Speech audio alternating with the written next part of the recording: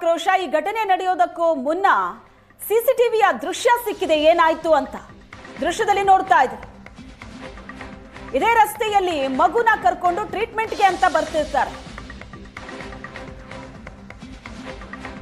ಆಕ್ಸಿಡೆಂಟ್ಗೂ ಮುನ್ನ ನಡೆದಂತ ದೃಶ್ಯ ಇದು. ಟ್ರಾಫಿಕ್ ಪೊಲೀಸರ ಎಡವಟ್ಟಿಗೆ ಒಂದು ಮಗು ಬಲಿಯಾಗಿದೆ. ಮಂಡ್ಯದ ನಂದಾ ಸರ್ಕಲ್ ಬಳಿ ನಡೆದಂತ ದುರ್ಘಟನೆ ಇದು. ನಂದಾ ಸರ್ಕಲ್ ಇದು. ಟ್ರಾಫಿಕ್ ಪೊಲೀಸರು ನಿಂತಿರ್ತಾರೆ, ಬೈಕಲ್ಲಿ ಮಗುನ ಕರ್ಕೊಂಡು ದೃಶ್ಯದಲ್ಲಿ ನೋಡ್ತಾ ಇದೆ, ಪಾಸ್ ಆಗ್ತಾರೆ.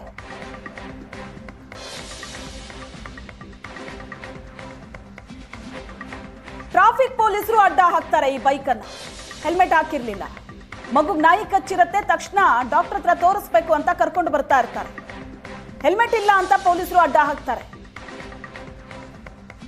ಮಗುಗ್ ನಾಯಿ ಕಚ್ಚಿದೆ, ಅರ್ಜೆಂಟ್ ಟ್ರೀಟ್ಮೆಂಟ್ ಕೊಡಬೇಕು ಅಂತ ಕೇಳಿದ್ರು ಅಲ್ಲೇ ಜಗ್ಗಾಡ್ತಾರೆ. ಹಿಂದಿಂದ ಒಂದು ಗಾಡಿ ಬಂದು ಟಚ್ ಮಾಡುತ್ತೆ ಬೈಕಿಗೆ. ಬೈಕಲ್ಲಿದ್ದು ಮಗು ಕೆಳಗೆ ಬೀಳುತ್ತೆ, ಒಂದು ಟೆಂಪೋ ಮಗುವಿನ ಮೇಲೆ ಹರಿಯುತ್ತೆ. ಇಷ್ಟೆಲ್ಲ ಆದ್ರೂ ಪೊಲೀಸರು ಏನ್ ಜವಾಬ್ದಾರಿ ತೋರಿಸಿದ್ರು, ಮಾನವೀಯತೆ ಏನ್ ತೋರಿಸಿದ್ರು ಪೊಲೀಸರು ಅಂದ್ರೆ ಏನೂ ಇಲ್ಲ. ಅಲ್ಲಿರೋ ಸ್ಥಳೀಯರೇನಿದ್ರು, ಸಾರ್ವಜನಿಕರೇನಿದ್ರು, ಅವ್ರಿಗೆ ಸೂಚನೆ ಕೊಟ್ಟು ಅಲ್ಲಿಂದ ಎಸ್ಕೇಪ್ ಆಗ್ತಾರೆ. ಹಾಗಾದ್ರೆ ದಂಡ ವಸೂಲಿ ಮಾಡೋದೇ ಜಾಸ್ತಿ ಆಯ್ತಾ?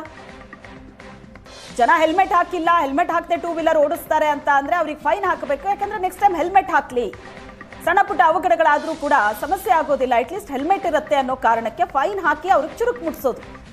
ಆದ್ರೆ ಇವರಿಗೆ ಜನರ ಸೇಫ್ಟಿಗಿಂತ ಜಾಸ್ತಿ ದಂಡ ವಸೂಲಿ ಮಾಡೋದೇ ಇಂಪಾರ್ಟೆಂಟ್ ಆಗೋಯ್ತು ಅಂತ ಈಗ ಜನರು ಆಕ್ರೋಶ ವ್ಯಕ್ತಪಡಿಸ್ತಾ ಇರೋದು.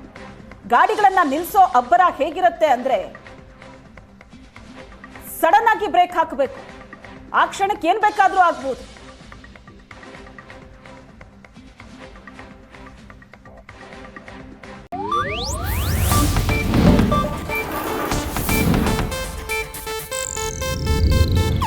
ಇದು ಏಷ್ಯಾನೆಟ್ ನ್ಯೂಸ್ ನೆಟ್ವರ್ಕ್ ಪ್ರಸ್ತುತಿ.